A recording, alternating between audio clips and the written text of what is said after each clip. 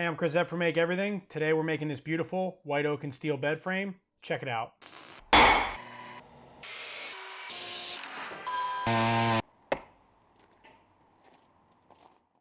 Alright, so the goal here is to build a white oak and steel canopy bed frame based on a design that my client saw online, but didn't really like the specifics of.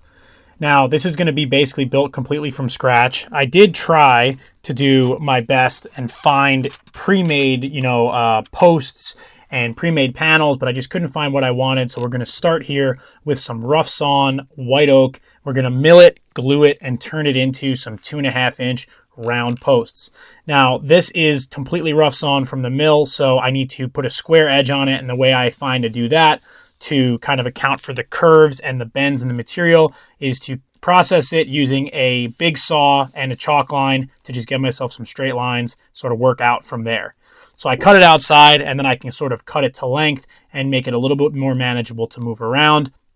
And this is all pretty basic kind of lumber processing, but it just kind of shows the more or less the level of work that goes into making a custom piece of furniture like this.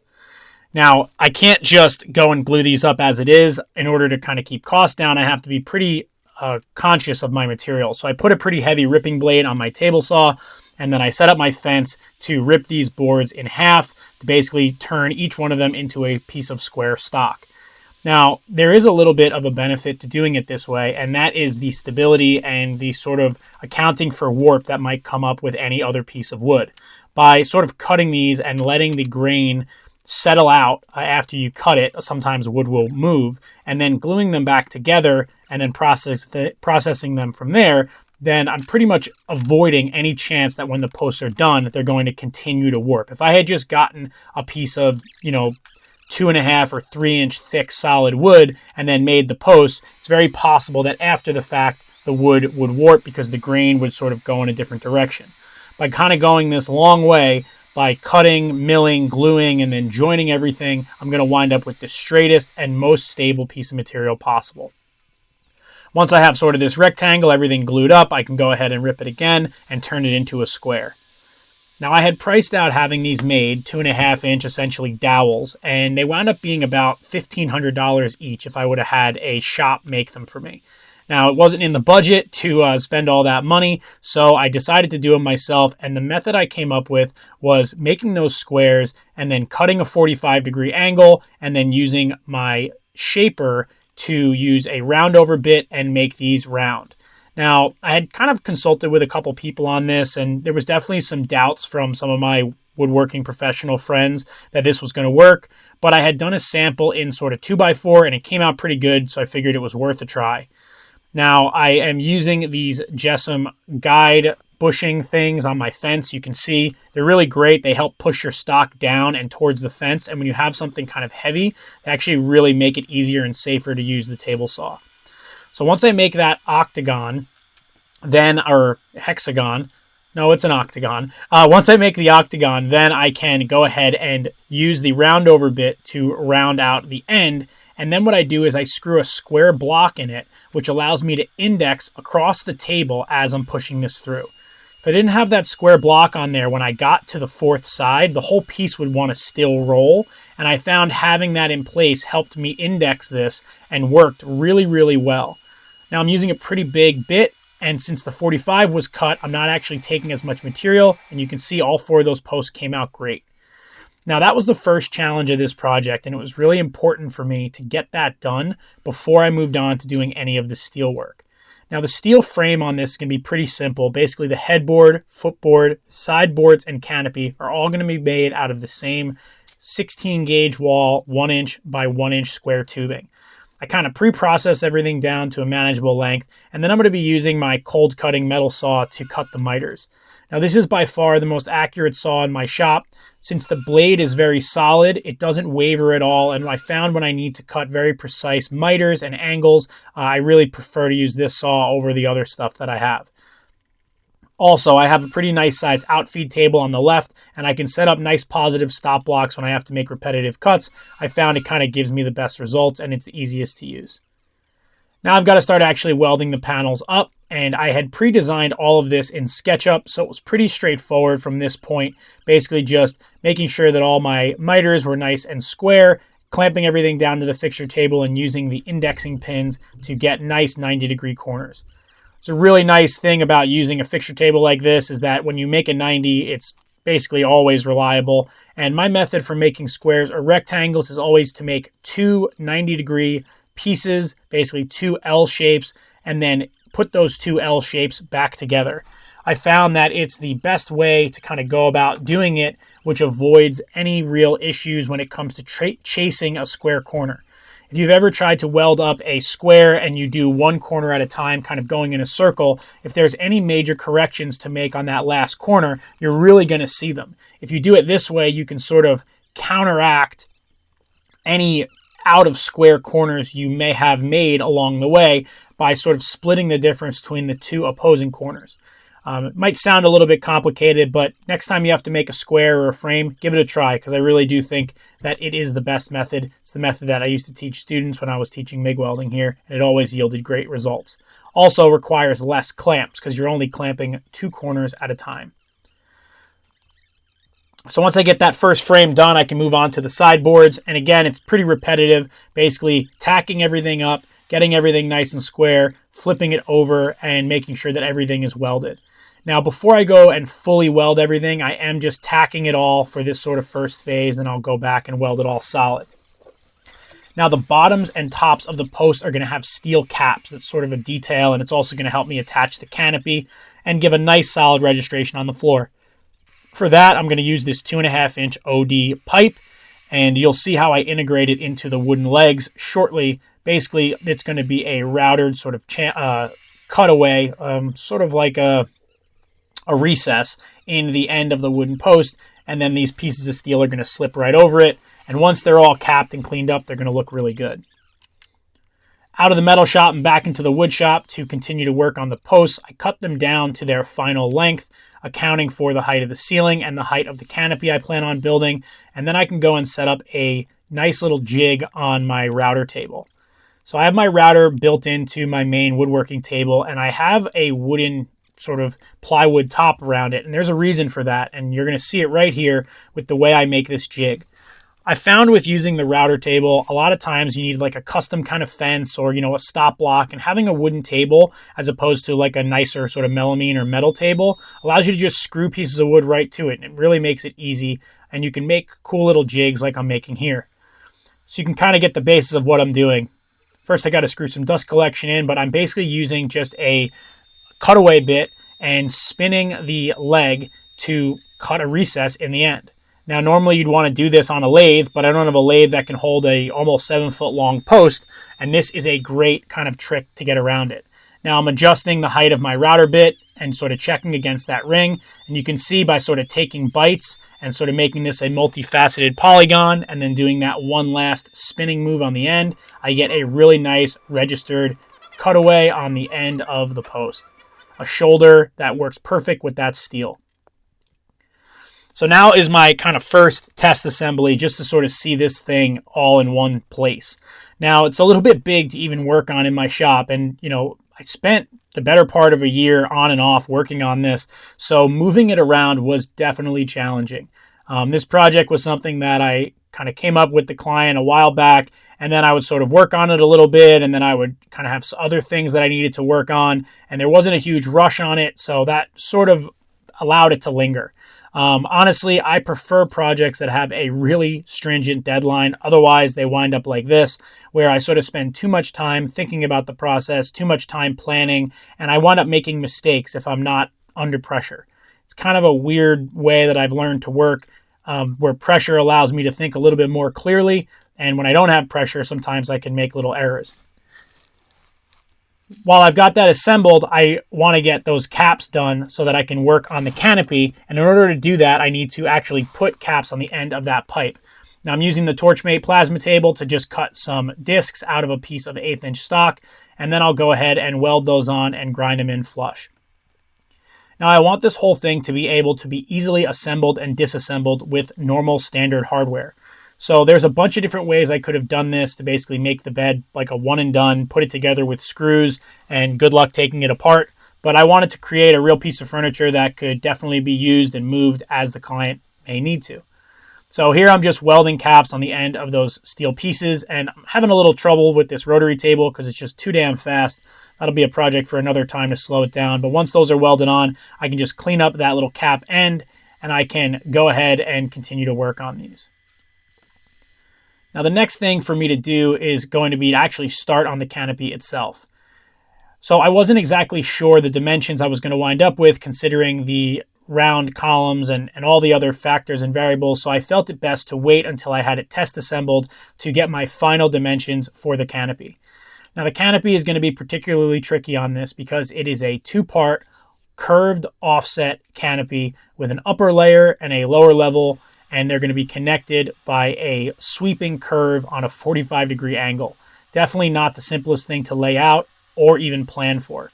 Now, same thing back over at the metal shop, just welding up these corners and getting this larger than my table sized frame completed. Now, it's a little difficult to work on pieces this large in my shop just because I'm not really set up for it, but I can kind of just maneuver things around and move things over and under as needed to get to all my corners and get everything nice and square. I kind of do what I have to in my shop to make things work, and you can see there's always kind of something in the way, but I think that's a problem that everybody's shop has. So I weld and grind my corners, get everything nice and square, and again, everything's really just tacked in place so I can go ahead and weld it in the future. So I want to put the canopy, or at least the first layer of the canopy, up on top of the post so I can see how it looks. It's a little tricky because my arms don't actually reach across the full wingspan to lift it, so I strap this piece of wood to it, and that makes it a lot easier. Once I get that done, I can start to actually make the sweeping curves that are going to be in the corners. Now I'm using a modified Harbor Freight ring roller with a Swag Off-Road upgrade kit, which basically allows me to use a pipe threader as a motor drive and a bottle jack as compression, along with the Swag Off-Road dies that really allow this machine, which is not very complicated, to do a tremendous amount of work. I've used this machine in a bunch of my other videos, and normally I'm rolling pretty heavy pipe to make pretty large things, but in this case, it's nice and easy to do this all inside and basically just try to make myself a complete circle that I can cut 4 sweeping arcs out of. Now, creating an actual circle on this can be a little bit tricky because you can see those flattened ends. Because the dies can't obviously get all the way to the end, you wind up with flattened sections, and then you basically have to force the material to the side and try to wiggle it through the machine in order to tighten things up and get them to pass across each other. Now, there are a bunch of different ways to roll a ring like this, and for me, this is kind of the best option that I have. It does create a pretty precise result, and I found with thinner material, you just have to be careful not to overdo it. I have a tendency of getting a little overzealous with that bottle jack, which will tighten up this ring very, very quickly. But so far, taking my time, getting this ring to be nice and round is working out. And then I just basically have to slide it out from inside the roller, and I can mark it out and cut it up. Anything round or circular is always a challenge, especially in metal, even in wood. But this machine really does a good job getting you there. Once I get that thing out, I can bring it over into the metal shop and start doing my layout. Now, there's a couple tricks I'm going to employ here just to make this work. And one is having a really flexible tape measure. This is like a 100-foot layout tape. And what I'm going to do is I'm going to basically put some tape and do some measurements to figure out how to bisect this into 4 even pieces. And then I'll use those to get those sweeping corners. I put some painter's tape around the outside so I can put nice clear marks on it, and I can mark it out using my tape before I cut it up. Now, it's important to have a pretty much uniform circle to do this because you want those arcs to all be the same, and that's why I try to do this all in one piece. And there you can see it cut into 4s, and they're all pretty similar in the arc and in the size, and you can see kind of what I'm going to be going for when I lift that thing up. Now, I'm going for a 10-inch lift on this because I want to make sure that I leave room for the ceiling in the room. Now, my plan is to leave about 1 inch above the top of the canopy to the ceiling so that it doesn't look like it's squashed, but also gives a nice little shadow reveal. And the other part of this that I still have to make, which I also was waiting to kind of get a little further, is the upper canopy square itself. Now, I pre-cut some miters at the sizes that I thought, but I'm going to wind up actually having to make some changes to it because I want to be able to lift this a little bit higher. which is fine. This is the kind of thing where it's very, very hard to lay out, like I said, and get really accurate on the first try. So it's okay. I can kind of work my way through it. And you can see the way that I mark out my height using that sort of 90-degree angle block, and I can start to sort of do some fit up here. Now, along the way, I posted a video of me kind of doing these corners online and got a lot of criticism for how I did it because it's not really like a pipe fit.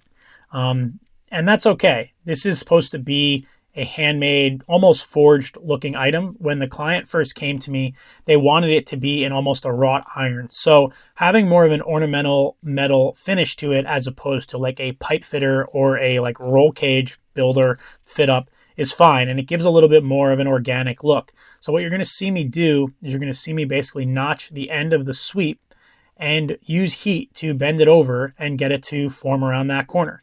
Now, I understand that that method might not be for everybody, but it yielded a really nice organic and blended result, and I was pretty happy with it. Also, it was a pretty tricky fit up. It's a 90-degree corner meeting a 45-degree angle with a sweep. So it's not the easiest thing to get super, super tight, but in the end, I'm really happy with how it did come out. So I start by basically notching and cutting these pieces, putting some 45s in, and basically trying to work this out so that it'll fit around that corner. The other thing I need to be conscious of is I want the offset to be even across the whole thing, because when you look up, if it's crooked, you're definitely going to see it. Whenever you have straight lines like that run parallel to each other, if one of them is out of plane of the other, you're definitely going to notice it, and it's going to be really, really hard to correct. Once your eye catches it, it'll never go away. So making sure this thing was all parallel on all four sides was super critical, and you can see my method of setup here with some wooden blocks on 4 of these mobile tables. And I've got my Lincoln 140 MP in the room, nice small welder that makes it easy to do this work. I weld the top and bottom, just get everything in place with a nice solid weld that won't be affected by the heat I'm about to apply to the outside corner to bend it over.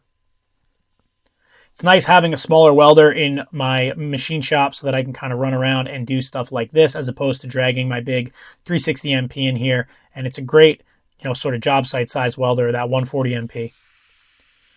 So I'm using a rosebud to heat up that corner, and you can see sort of what my thought process is for how I'm going to blend that over. Basically, I want to preserve that pointed outside 90-degree miter on the center of that piece. So basically by mushing that around, and then once I weld it, it'll all blend and it'll basically be a flat to corner transition, which again is not for everybody. This is the video that I had posted online. Some people said they liked it, and other people said I should go get a different job. So leave me a comment down below. Let me know what you think. Once it's welded and ground, it all blended in really nicely, and it looks a little more organic than it could have.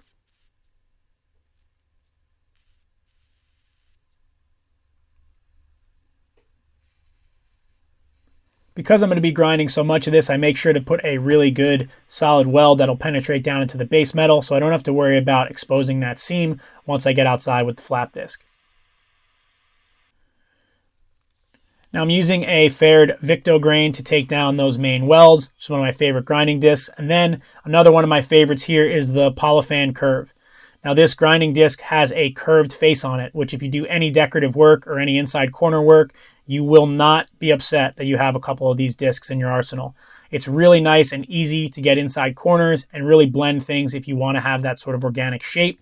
It's not going to get you a square edge, honestly, but it's going to get you a really nice curved surface and a really good finish. And they make it in a bunch of different grits and a bunch of different types of actual medium. So you can get, hard grinding, you can do stainless or aluminum, all those things. So I'll put a link down below to the Pferd Curved. Again, one of my favorites, and you've probably seen it if you've watched any of my other videos. Now that the canopy is pretty much done, I need to make a way to fasten it to the bed. And I'm taking those caps that I welded earlier and drilling a nice oversized hole in them so that I can use a weld nut. Now, a weld nut is essentially a T-nut that is raw steel and ready to be welded. And in this case, it's a 3/8 16 thread. They pop right in top like a little top hat, and then you can weld right around them with no prep. You don't have to try to grind off any zinc or galvanized coating, and they work really great. These ones in particular have about a 1/2 inch of thread on them, so you get really great thread engagement, versus if I were to just tap that 1/8 inch plate on top, I'd only have 1/8 inch worth of threads, and it wouldn't really be enough to get a solid grab. I had drilled some holes in the corners of the canopy and I chased those out to a little bit over 3/8 because I want to have some room to kind of wiggle this around, and you can see the way that that's going to get bolted on there. Next task is to figure out a way to attach the sideboards and footboards to the posts themselves. I thought about using an off-the-shelf bed bracket for this, but it really just wasn't going to work for me. So I decided to come up with my own design, and you're going to see it in a second, basically using pipe to clasp around the outside of those round posts and make this thing able to be assembled or disassembled really, really easily. I got another piece of pipe that actually had a 2.5 inch inside diameter. The posts are 2.5 inch diameter, so this pipe is the large enough radius that it will hug the outside of the post perfectly and create a nice tight fit. I take one piece and I cut it into a couple of these sort of slightly curved brackets, and then basically what I'm going to do is punch some holes in them and figure out a way to attach them to the wooden posts. I try to get as much yield out of this as I can. These pieces go a really long way, and I just do a little bit of mark out and head over to the iron worker to punch some holes. Now, you don't need an iron worker to do something like this. You could definitely drill the holes, but the iron worker makes it fast. And you're kind of getting the idea of what I'm doing now. So I'm going to pilot a hole and then chase it out with a threaded insert kit. Came with this drill bit. I don't even know what size it is. And then screw in a nice steel threaded insert. From there, I can put a 1/4 bolt in, and that's going to make this, essentially a factory style piece of furniture. There are threaded inserts now in this solid white oak post, and you can just screw in and out hardware as needed to take this thing apart. I thought this was a really elegant solution on how to attach this, and I can pretty much hide all the brackets behind the bed frame, or in this case, on the back side of the headboard. And it's pretty simple to get these installed because basically I just position the bracket, I put in one bolt to hold it, and then I can put in the other two. I use a drill to put the inserts in and then screw in all the hardware. Once that's done, I just go back and weld the headboard, the footboard, and the sideboards right to these brackets. They're made out of pretty heavy steel, and once everything's welded on that corner, it is very, very solid and is not going to go anywhere.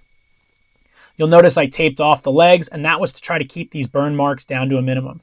Now, I'm not going to light the piece of wood on fire necessarily, but I am going to leave some char marks, but you'll never see them because the brackets are actually going to cover it, and once this piece is finished, you'll never even know that it got burnt at all.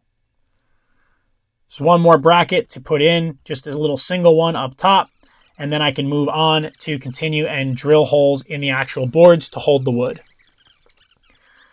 Now, my drill press comes in handy here because I can kind of swing the piece around it, and I'm just drilling and countersinking because the hardware method I'm going to use to attach the wood inside these panels is with black screws right through the top. I was going to use hidden fasteners at first, but I thought it would be too problematic, and you want to be able to pull those boards out if you ever wanted to change the look of the bed. Next piece of the puzzle is to add a ledger board that the actual mattress and box spring can sit on. This is some 2x2 angle, and I marked it out using a dividing tool from Salt City Steel. I can go ahead and punch the holes on the iron worker, which just makes it fast. Again, you could use a drill press. And then I weld it to the bottom and the inside of the frame. This is essentially something for the, I think they're called bungie boards, or bunkie board, which is what the box spring will sit on to land on. There needs to be a ledge there, and that's the easiest way to do it. At this point, the steel frames are done, and I can move over into the wood shop to cut this up. Now I'm using a pre-made white oak veneered plywood for this. I had a couple different pieces, and I chose to make the headboard out of one and the sideboards out of the other, and the footboard I think got snuck out of this piece as well. And I cut them up all using the track saw. Now, I didn't measure for these at all. There was no reason to measure. I used a scribe, basically a marking knife, to transfer the dimensions of the sideboards down straight onto the wood very precisely. And then I used the track saw, which is a super precise way to cut plywood to get a perfect fit. Now, when you're doing a project like this, you want to avoid measuring at all costs because every time you measure, you introduce human error. And you can see the way I'm using my little marking knife to get that corner. And since I'm holding my phone, I'm probably filming something for my Instagram. I try to share little tips and tricks on there, so if you're interested, follow me there. It's at Make Everything Shop.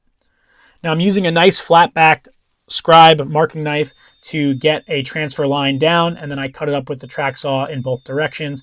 And you'll see the level of fit I'm able to get with this method in just a second. Now, these pieces might not be perfectly square, the steel frames. So I don't want to make my board perfectly square. I want to compensate for any warp by just using the dimensions themselves. Now, super tight fit. And what's nice too is that the wood doesn't account for any sag in the steel. I didn't trace it. I just did the corners, and that's going to allow it to bend the piece back out. Now the steel pieces are essentially done and the boards are fitted. I can go ahead and prime and paint. Now I hang everything, and unfortunately I had wanted to do all this painting outside, but when I was painting it, we got a crazy cold snap here in New York, and there was no way this paint was going to adhere, so I had to do everything inside the shop. I really try to avoid spray painting in the shop. It just kind of leaves a lingering smell and it gets overspray on everything, but sometimes you got to do what you got to do.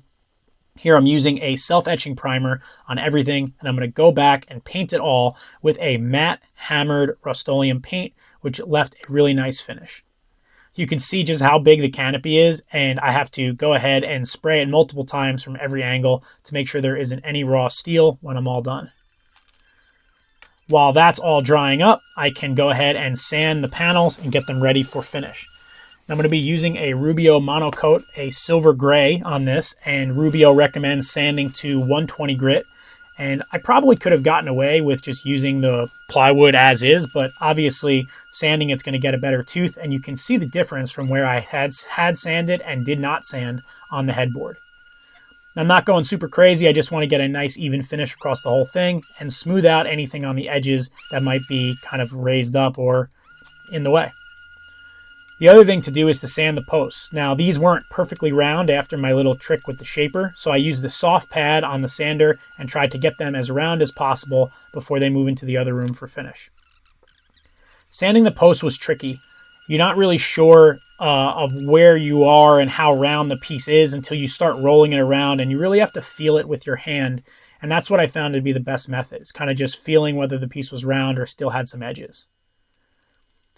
Now back in the machine shop where I've got some room, I'm using the Rubio Monocoat. Like I said, it's the silver gray color, and I've never used a tinted Monocoat before. I've always ever just used the clear, and I hadn't used it in a while, so it took me a little bit to get back in the swing of things on how to actually apply this finish.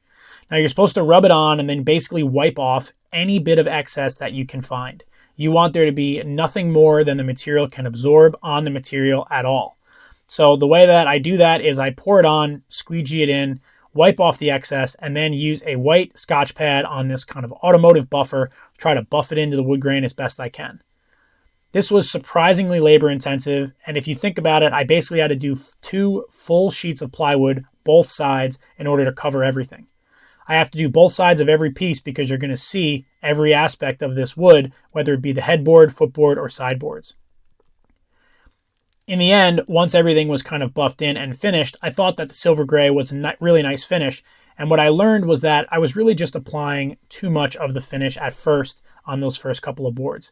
I should have basically just been using the buffer to spread it around as best as possible, because when you put on too much, it can be really, really difficult to get that excess off without a lot of elbow grease. You can see the way that the grain is still able to shine through the gray, and I think in the end it came out really nice. Once it dries, it actually is a little less dramatic and it's a little less dark, which I thought was nice, and I made sure to do all the edges as well so that there's no real raw exposed wood touching any metal to cause any sort of tannin transfer or any corrosion, anything like that. The really challenging part was to finish the posts.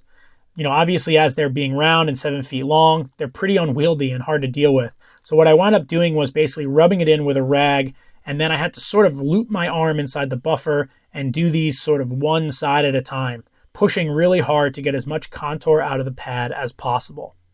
So it's definitely really tricky, and it would have really been helpful to have a second person sort of rotating the post as I was finishing it, but we got it done. I gave these a couple of days to dry. I think Rubio says 3 days before you can really do heavy use, and I wanted to make sure it didn't get damaged, and then I inserted them into the steel frames. Now you can see the matte hammered paint is done on the frames, and it's a nice dark gray with some nice little texture to it. And then I'm using pre-finished black screws to go through those countersunk holes and then on the back side, I can actually screw the board in on its side. I think this is going to be a great combination of fasteners to keep these boards from ever moving anywhere. I also made sure to pre-drill before putting anything in so I didn't split the plywood. Here you can see the headboard piece going in. The headboard is 48 inches tall inside the frame, so about 50 inches when it's all said and done, and it looks out really good when you kind of see it vertically like this. I've been seeing the pieces from this project in so many different configurations, it was hard to understand what it was going to look like. Now with the post done, I can fasten the feet and the head kind of top pieces on there. And to do that, I just did a single countersunk screw, same black screw, and put that in there. You can see that nice gray paint, a little bit clearer in this shot. And you can see I had bored in for the hardware that's going to hold the canopy on. And that's it. We can head to the field and start the installation. So I wasn't sure if the canopy was going to fit up the stairs, but we brought it anyway. Turns out it didn't. The reason it didn't fit was because the front door of the house was just simply too close to the bottom of the stairs. Other than that, the initial kind of first day of installation went really well. Everything bolted together. I swapped out those zinc-plated hardware that you saw earlier for black Allen key screws, 1/4-20s. Everything's Allen keyed together, and everything fit perfect in the field. Lucky for me, Matt came to help, and I really can't thank him enough for always coming and helping me with these kind of projects, especially this was on a Sunday. He's just super intuitive. He already knows where I'm going next, and I know where he's going next, and he's just a great fabricator and builder. You should follow him on Instagram too. He's got a great company. So once we got everything assembled, we started putting in the hardware that kind of holds the box spring up. I wound up buying some pieces on Amazon to create a stretcher and support, and then the bunkie board, and then the mattress. Now, it looked great, but obviously the canopy has to go in. So here's the way that I solved that problem. I brought the canopy back to the shop, and I cut it in half. I kind of had a feeling this was going to happen, but I really wanted to be continuous, so I figured I would at least try to get it up the stairs before I went and resorted to this. Basically what I did here was cut the canopy in half and then insert a solid steel bar that's going to act as basically a little bolt-on bung in between the two pieces. The bar is 7/8 and the inside of the tube is 7/8, so it's a nice tight fit. And then I drill through the bar with a number 7 drill and tap it to 1/4-20 using the tapping arm. I'm going to do a whole video on this electric tapping arm, but if you do any sort of tapping in steel, you're going to want one. I follow up those holes with a nice little clearance screw thread. I can go ahead and put in some more 1/4-20. These are little 1/2-inch Allen key bolts, and everything's going to get painted so that you can see it. Now, I was going to go with a countersunk bolt, but I wanted there to be an ability for me to kind of move it around, so I went with those button heads, and since the canopy is so high up, you can't see them really from any angle. Before I bolted anything together, I made sure to account for any sag by clamping some pieces on there, and then chasing out those holes, and basically using a drill to mark out the second set of holes that would need to be drilled and tapped. It's important to do this in the correct sequence because if you try to get ahead of yourself and do everything all at once, if you have one mistake with your holes or your drill bit wanders, it'll ruin the whole thing. So I have to do this in stages where, drill, tap, align, all those different things. Then I can go ahead with this little band file and clean up the edges. I do a test assembly, get everything put together, tightened up, and make sure everything's square before I hit it with some paint, and it can head back to the client's house to be finally installed. Moving this around in two pieces is just so much easier, and I probably should have thought to do this from the beginning. In my head, it was easier to leave it as one piece, and I think had that door frame not been closer, I definitely would have gotten it up the stairs, but it would have just made the client's life so much harder if they do ever have to move the bed, or if they ever move houses. This thing was pretty large. A little bit of paint will hide those bolt heads, and like I said, you're never going to see them from the angle. Now back at the house, client's over here helping me out because I had to go by myself, and it's really relatively easy to get this installed. It just needs to be lifted up and then you can bolt it in place. Now you might notice that the bed's in a different position. They decided to move it to the other side of the room, which I think was the right call. Now the only problem is that light fixture that you might see up in the front is kind of in the way, and they're looking to either move it or put a chain some sort of way to kind of make sure that the bed frame doesn't hit it. Otherwise, the installation of the canopy went really well. Everything just bolts on with a 3/8 black Allen key bolt from the top. It actually kind of stabilizes the frame a little bit, and I took off the last piece of tape, and this is done.